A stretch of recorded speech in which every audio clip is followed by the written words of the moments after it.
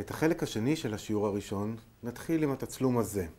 התצלום של אוליביה פיטוסי, שצולם בשער שכם בירושלים המזרחית, והוא ישמש אותנו כדי להציע לכם כלים ראשוניים בפיצוח תמונות, כלים שישמשו אתכם לאורך כל הדרך. המושג הראשון שאנחנו רוצים להציע הוא מושג הקומפוזיציה. בקומפוזיציה, האובייקטים בתמונה מסודרים בצורה בה העין מובלת אל נושא הצילום. גם הרקע של התמונה הוא חלק מהקומפוזיציה.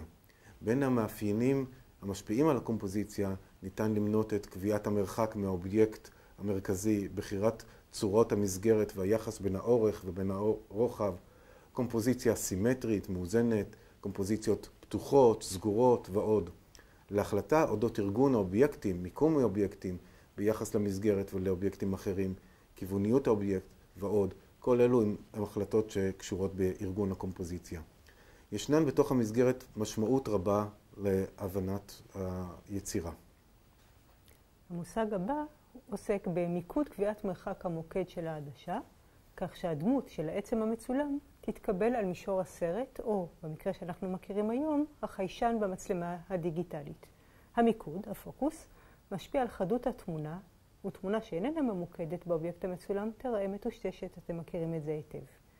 לעתים המיקוד יהיה באובייקט מסוים, במטרה להבליט אותו ביחס לאובייקטים או לעצמים אחרים הנמצאים במרחק שונה מהמצלמה, ולכן הם יטושטשו. לזה קוראים עומק שדה צר. ועוד חשוב לענייננו הדיון בזווית הצילום. זווית הצילום היא הזווית שממנה מצולם האובייקט. זהו מושג בצילום בכלל ובצילום קולנוע בפרט. לזווית הצילום יש השפעה פסיכולוגית על הצופה מבחינת האופן שבו הוא תופס את האובייקט המוצג לפניו. מושג נוסף שנרצה להציע לכם הוא הרגע המכריע, the decisive moment. הוא מונח שמתאר את פעולתו של הצלם כמתרכזת בנקודת זמן אחת קריטית, בה משולבים יכולת הראייה וההתבוננות של הצלם עם האירועים ועם ההיסטוריה במהלכם של החיים. עכשיו כשיש לנו קצת מושגים בסל, אנחנו נשתדל להתבונן בקומפוזיציה של כל תצלום שנתבונן בו, נגלה במה בחרו הצלמים להתמקד, נעמוד על התרומה של זוויות הצילום, עוד מושג שלמדנו, ונשוחח על משמעותו של הרגע המכריע. אז הנה, בואו ננסה. בתצלום שלפנינו, הקומפוזיציה מבוססת על המתח המתקיים בין החלקים השונים של התמונה, ועל האיזון העומד להיות מופר בה בכל רגע. אתם מסתכלים בסוס, אתם מסתכלים ברוכב, ואתם רואים שאפשר לחלק את התמונה לשלושה מרחבים, חלקים. החלק השמאלי שבה אנחנו רואים את האנשים מצטופפים ליד דוכני הפירות והירקות. הדוכנים מופיעים, אם תרצו, כאין רצועה בפני עצמה במישור של התמונה. במרכז התמונה אנחנו רואים את התנועה כולה נדחקת שמאלה. בקדמת התמונה קרוב אלינו, עם הפנים אלינו, מופיע הפרש על סוסו. ואילו בצד הימני שאנחנו לא מייצמים לב עליו, בצד השני של הכביש, שהמשטח הריק שלו משמש כקו גבול מורחב, קורה עוד משהו. ממשיכה להתרחש פעילות יומיומית של אנשים בשוק, תסתכלו, זה אולי מקום מאוד מעניין כשלעצמו. זווית הצילום יוצרת מערך של קווי פרספקטיבה, אפשר ממש לסמן את המשולשים, והם נפרסים כעין מניפה. במוקד המניפה הזאת עומד הסוס שמניף את הרגליים הקדמיות שלו, והפרש שאת הפנים שלו אנחנו לא רואים, הפנים שלו מכוסות. התצלום, שהרגע תיארנו איך הוא פועל מבחינה מרחבית, מציג כך את הרגע המכריע, הרגע שבו מקופלת כל המהומה שתתחולל בעוד רגע, באותה שנייה שהסוס כנראה יבעט בדוכנים, והפירות והירקות הצבעונים שמסודרים כל כך יפה ובולטים כל כך בתמונה, יתפזרו ואולי גם ירמסו. אז זה הרגע שלפני הקטן הזה, והקומפוזיציה, זווית הצילום והבחירה המדויקת של הרגע, תורמים כולם לאופן שבו אנחנו מפרשים את התצלום שכזה, כתצלום שהוא רגע שלפני, ובראש שלנו אנחנו כבר יכולים לדמיין ממש כיצד תראה רחבת השוק בעוד שנייה, כשהתנועה תימשך. זה כוחה של התמונה, של התצלום הזה.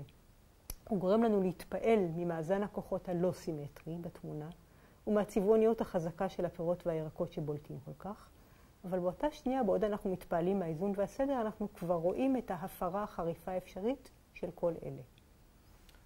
מנקודת מבט של תיעוד המציאות, כשאנו בוחנים את האופן בו מייצרת התמונה את המשמעות הבסיסית של שיקוף המשמעות, החוקרים קוראים לזה הדנוטציה, אנו רואים התרחשות שגרתית למדי בירושלים, שבה פרש משטרתי רכוב על סוס מסייר באזורים שקיים בהם חשש להפרת סדר. השוק בעיר העתיקה בירושלים ליד שער שכם הוא מקום שכזה. אנו מבינים שמדובר בשוק, שהשוטר נקלע אולי להפגנה, ושמדובר כנראה בתחילתה של התנגשות בין שוטר לבין אזרחים. אך מעבר לכך שאנו חווים תיעוד של רגע מסוים על ידי צלם מסוים, נוספת לכל תמונה גם משמעות נוספת. לדוגמה, יהיו כאלו שהתצלום יזכיר להם ציורים מפורסמים, כמו הציור הזה שבו נראה נפוליאון רכוב על סוסו, ואחרים התפעלו דווקא מהסדר שבו ערוכים הפירות והירקות. לאחרים תזכיר התמונה יחסי כוחות של מעטים מול רבים, ולאחרים סמל לעימות בין כובשים ונכבשים. צופים אחרים עשויים להתרשם דווקא מפעילות השקטה היומיומית, האדישה אפילו, שמוסיפה להתקיים בצד הימני של התצלום. חלק מהמשמעויות הנוספות הן פרטיות, והן נוגעות לקשרים שמוצא כל אדם בתמונה בעקבות כל ניסיון החיים שלו. אלה הן אסוציאציות. וחלק מהמשמעויות הן משותפות לרבים, ואפילו לקבוצות חברתיות, וזאת על סמך קישורים לדימויים ואירועים ידועים, שרבים מכירים או חוו, אנחנו קוראים להם הקונוטציות. משמעויות פרטיות וחברתיות נלוות אלו ישפיעו על הפרשנות האסתטית, הרעיונית, הפוליטית, שיציעו הקוראים לתמונה. ועכשיו אנחנו נוכל לשאול אתכם, איזה כותרת אתם הייתם מציעים לתמונה הזו, לתמונה של פיטוסי? איך אתם הייתם מכנים את זה על סמך האסוציאציות והקונוטציות שהתמונה הזו מעוררת בכם? בואו נראה עוד תמונה. זאת תמונה שצילם עודד בלילטי. עודד בלילטי זכה בפרס פוליצר על התמונה הספציפית הזאת, היא תמונה מאוד מוכרת. את התמונה הזאת הוא צילם במהלך תוכנית ההתנתקות ב-2006, כאשר פונה היישוב עמונה. כשאנחנו מסתכלים בתמונה הזאת, אנחנו רואים את התנועה שעצורה בו.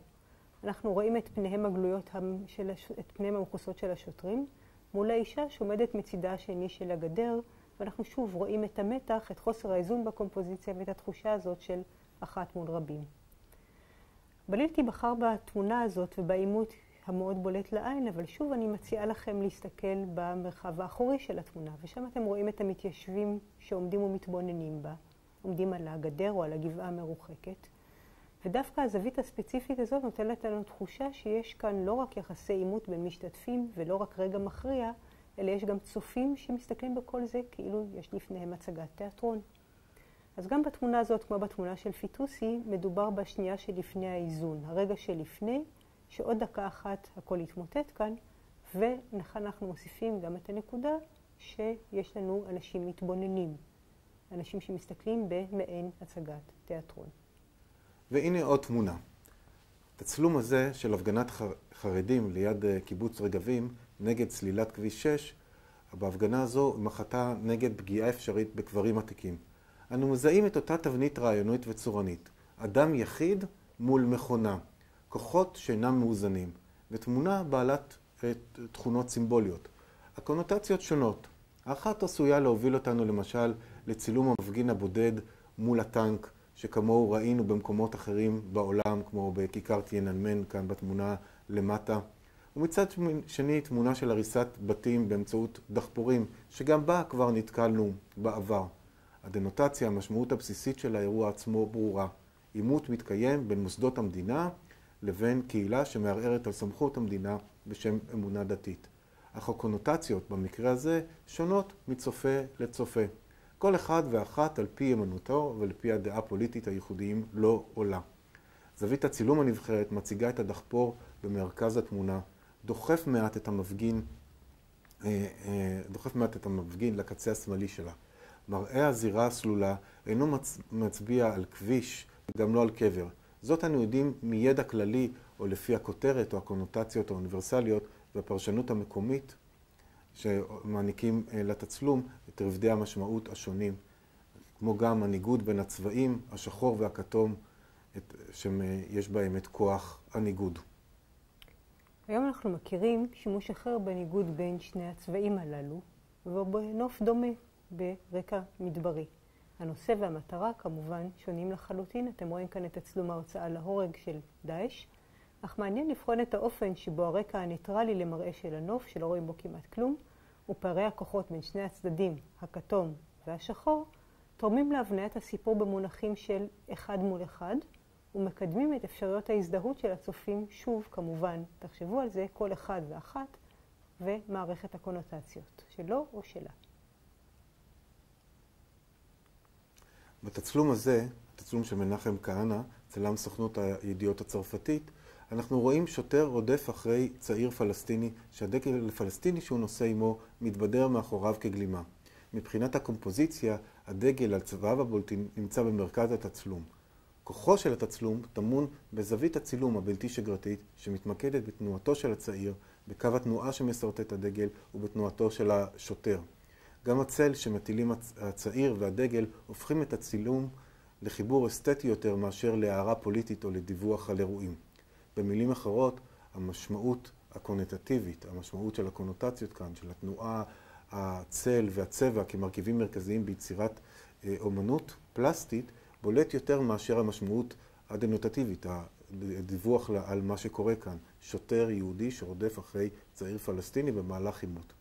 כמו בתמונות הקודמות ובכאלה שבהן נעסוק בשיעורים הבאים, העובדה שפניהם של שני הגיבורים מוסתרות מחזקת את הופעתם כדמויות משל, מעין סמל לעימות.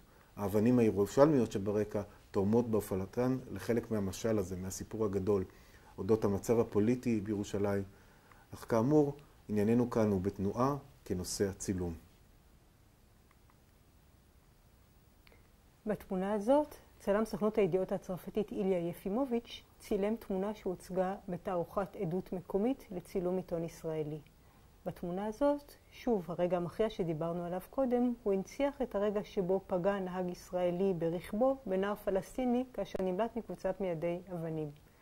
גם כאן האירוע, התפאורה, הידע הכללי מוכר לצופים הישראלים בוודאי. נהג ישראלי מתעמת עם זורקי אבנים פלסטינים. אלא שכאן אנחנו מסתכלים בתמונה, נוספו שני כיוונים לקונוטציות אנושיות כלליות, רחבות יותר. אנחנו רואים את הנהג פוגע בנער, כלומר מכונה פוגעת באדם חשוף, ובמקרה שלפנינו עוד יותר, מכיוון שרוב הנערים, כפי שאתם רואים בתמונה, גם לא לבשו חולצות. ועוד דבר שאנחנו מכירים כאזרחים, והיא תאונת פגע וברח, שהונצחה במקרה במצלמה. אתם יכולים לגלגל בראש את סוג הצילום הזה. הקונוטציה הזאת מתעמתת עם מראה הנער בצידו הימני של התצלום, שאנחנו מכירים שוב מהקשרים אחרים, שפניו המכוסות בכפייה ותנוחת גופו מקשרות אותנו למראה שאנחנו מכירים מצילום חדשותי של מיידי אבנים רעולי פנים. כך שנוצר לנו עימות בין קונוטציות. מלבד העימות הזה, כוחו של התמונה טמון ברגע. הרגע הזה נראה כמעט מבוים, כמעט מועמד. בעיקר כשאנחנו מתבוננים בגופו של הנער שעף מעל המכונית. התנוחה הזאת, עוד קונוטציה, יכולה להזכיר לנו פעלולים מסרטי פעולה, מאקשן מוביז. תחשבו על כל הקונוטציות האלה ותראו שהן נעות איפה בין תפיסה של תיאטרון, בין מחשבות על קולנוע, בין תמונות שאנחנו כבר מכירים שביניהם מתעמתים בני אדם עם מכונות, כולם במסגרות רעיוניות מוכרות שכבר מאירות לנו תמונות שראינו בעבר.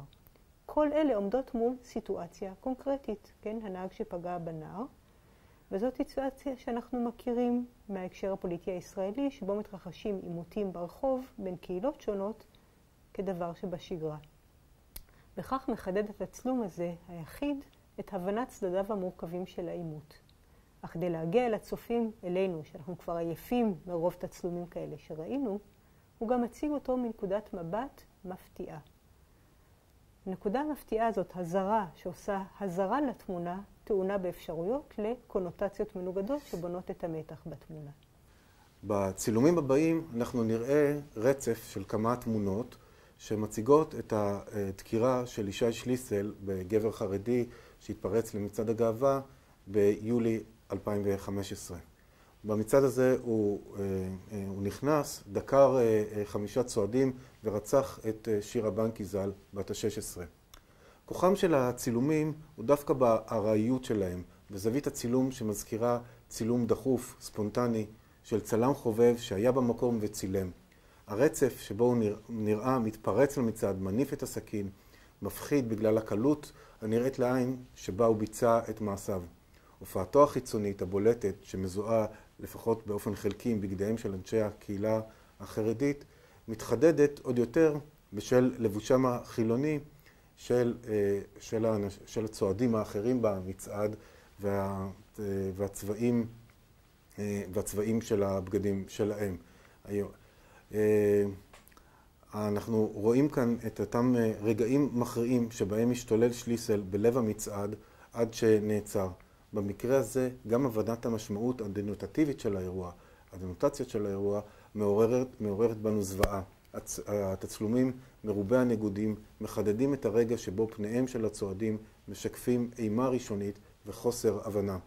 לרבים מהצופים זהו רגע טלוויזיוני שנפרט אחר כך למספר צילומי סטילס, אחד אחרי השני. תצלומים אלו, ברגע שהוקפא בהם, חידדו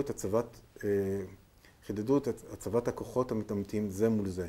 מאוחר יותר ישמשו תצלומים אלו גם כעדות בבית משפט בכל הנוגע להבטחת המצעד. אנשים זיהו את עצמם בתצלומים, צועדים שהתראיינו מאוחר יותר נראים בהם, והתצלומים הללו רחוקים מלהיות אנונימיים. שמותיהם של הרוצח, הנרצחת והנפגעים קובעים גבולות של סיפור אישי שהונצח בצילומים הרעים בעידן שבו כולנו מתעדים פוטנציאליים. ולבסוף, אלכס ליבק, חתן פרס ישראל לצילום לשנת 2005, מציע לנו מבט מחוייך על מנהג שנראה זר לרבים מהצופים החילוניים, טקס הכפרות. תסתכלו רגע בתמונה הזאת, ואנחנו נחזור לקומפוזיציה שעליה דיברנו בתחילת הפגישה שלנו. במוקד התצלום, כשכל המבטים צופים אליו, ניצב התרנגול הקשור בחבל. האנשים המקיפים אותו במעגל, והאישה שמחזיקה בחבל עומדים סביבו כמו במעגל משחק, מין יש לנו גולם במעגל כזה. אנחנו רואים שהאישה מובילה את התרנגול באופן שמזכיר לנו אדם שמוביל כלב ברצועה. והדבר המוזר הזה מחוזק נוכח הופעותם הזרה לצופה החילוני של הנוכחים בתצלום, האנשים והבגדים שלהם והאופן שבו הם מתבוננים בתרנגול.